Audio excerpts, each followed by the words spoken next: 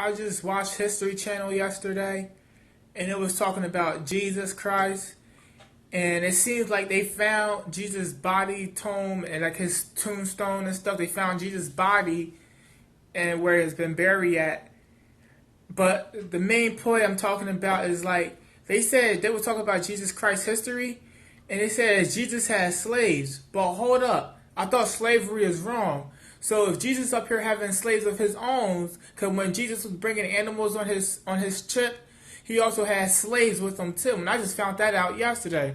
So if Jesus had slaves, shouldn't that make Jesus a bad person? Because if slavery was wrong, that's what Martin Luther King did. He had to fight through all the slavery. But if slavery is supposed to be so wrong to do, then why does Jesus, the man that created us, had slave his own self? So if Jesus had slaves, shouldn't that make Jesus a bad guy, or does that make Jesus good for having slaves? I thought slavery was wrong. So does that make Jesus a good guy or a bad guy? Because Jesus had slaves his own self.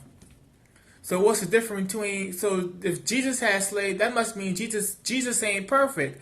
But in the Bible and all that, everyone say God, the only perfect person on earth is God. Because they say ain't no man and ain't no woman's perfect. But then they said God is perfect and he's our creator. And our creator has slaves his own self, Jesus. So if Jesus had slaves, he shouldn't be no good and no better than the devil then.